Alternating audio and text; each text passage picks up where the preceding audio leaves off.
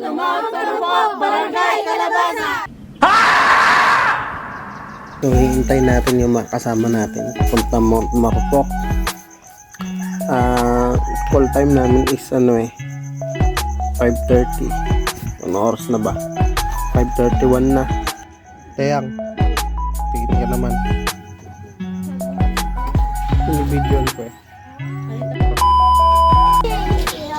Hello guys, so ito kami.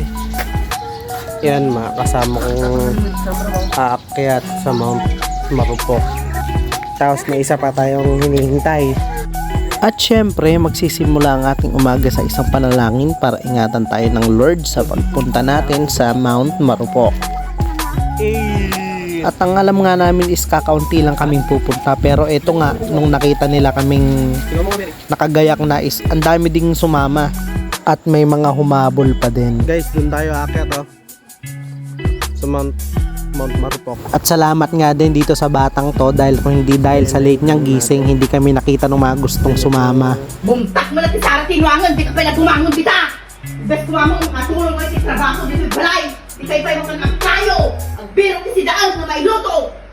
Aging ina na kayo na bigatan, di kayo pala gumangon tal, dawan! Ayan, nagalit tuloy. Kami nga din guys yung huling aakyat ng Mount Marupok na wala pang maayos na daanan, pero salamat sa mga barangay officials natin kasi makikita nyo mamaya masasalubong natin sila pagbaba. Gumagawa na silang daraanan natin. Kaya nga sa mga nagnanais at magnanais pumunta dito sa aming Mount Marupok sa Barangay Calabasa is hindi na kayo ganun mahihirapan dahil may daraanan na kayo sa susunod.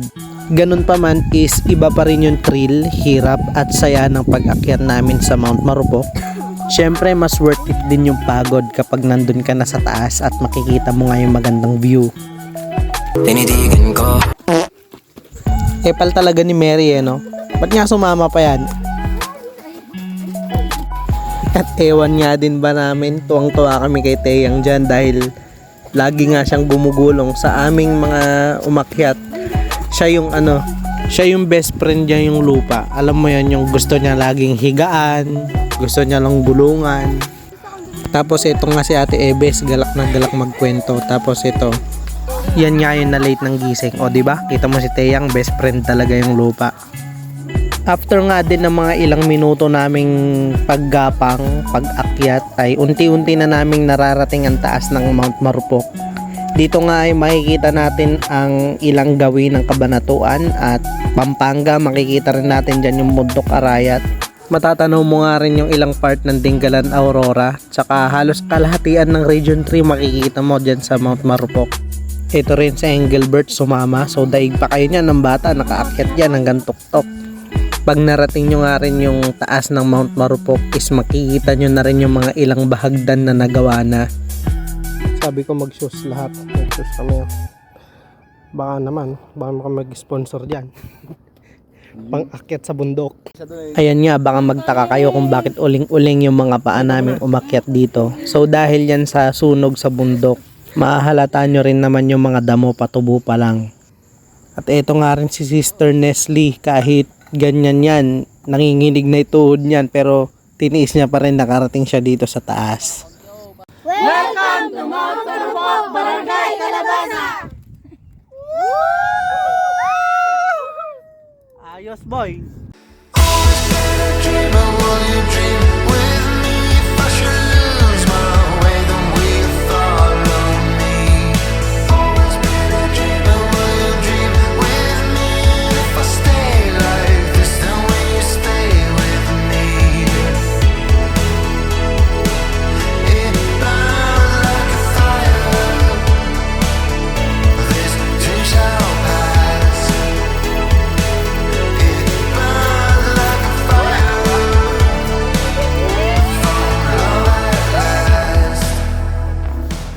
Ayun din, nagpicture lang kami sa taas. Saka pababa na rin kami, nasalubong natin itong mga magigiting nating mga barangay officials. So kasama nila yung mga barangay police, ayan si Konsi. So yan sila, yan yung mga masipag na gumagawa ng daan papunta sa ating Mount Marupok. kagaya nga ng sabi ko sa inyo kanina, hindi na kayo mahihirapan. Yun nga si Ninong, sabi basalan na raw namin yung ginawa nilang daanan. Kailangan pagandahin kasi yung daan para yung mga bisitang aahon dito, komportable po sila. Ayan si Kap. Mula dito 1,400. Sabi niya ata 2,000. So yun nga guys, yan na yung ginawa nilang daraanan. Kaya hindi na talaga kayo mahihirapan sa pag-akyat sa Mount Marupok. Syempre proud din kami kasi kami yung huling dumanas nung hirap ng daan. At ganun pa man, sabi nga ng batang to, sana hindi na lang daw siya sumama. And nakatulog nga daw yan siya maghapon. So nagising na lang siya nung magba-Bible study na kami.